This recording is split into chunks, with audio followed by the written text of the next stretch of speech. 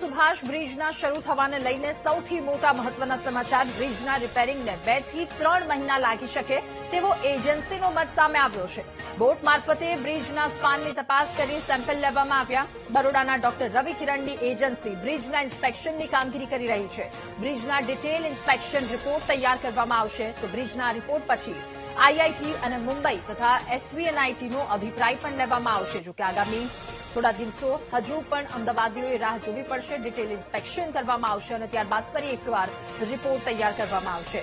બ્રિજના રિપેરિંગને 2 થી 3 મહિના જેટલો સમય લાગશે તેવો એજન્સીનો એક મત સામે આવ્યો છે અને બોટ મારફતે સ્પાનની તપાસ કરી સેમ્પલ લેવામાં આવ્યા છે. બરોડાના ડોક્ટર રવિ કિરણની એજન્સી બ્રિજના ઇન્સ્પેક્શનની કામગીરી કરી રહી છે. એજન્સીનો મત સામે આવ્યો છે અને સાથે ડિટેલ ઇન્સ્પેક્શન રિપોર્ટ તૈયાર કરવામાં આવશે, જેમાં બ્રિજના રિપોર્ટ પછી આઈઆઈટી મુંબઈ અને એસવીએનઆઈટીનો અભિપ્રાય પણ લેવામાં આવશે.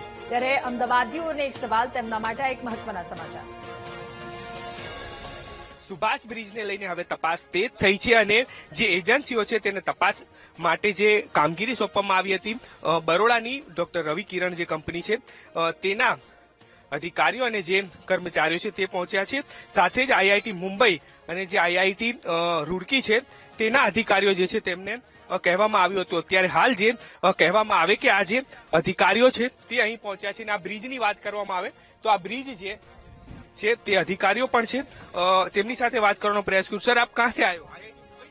જે આ દ્રશ્યો જોઈ શકાય છે કે જે અધિકારીઓ જે છે કે જે એજન્સીઓના છે તેઓ અત્યારે હાલ અહીં પહોંચ્યા છે અને તેમના દ્વારા બોટ મારફતે જે સ્પાન છે તે સ્પાનના સેમ્પલ લેવામાં આવી રહ્યા છે. સાથે જે તપાસ છે તે કરવામાં આવી રહી છે. જે તિરાડો પડી છે, જે સ્પાનમાં ખામી સર્જાઈ છે, જે ક્ષતિ સર્જાઈ છે તેને લઈને અત્યારે હાલ આજે એન્જિનિયર સાથે જ મહાનગરપાલિકાના પણ અધિકારીઓ છે તેમના દ્વારા અત્યારે હાલ અહીં આ તપાસ કરવામાં આવી રહી છે. સેમ્પલ લેવામાં આવશે અને માનવામાં આવી રહ્યું છે કે આખો રિપોર્ટ જે છે તે કરાવવામાં આવશે કે કયા પ્રકારે આ બ્રિજ જે ક્ષતિગ્રસ્ત થયો છે તો તેને કયા પ્રકારે રિપેરિંગ કરી શકાય.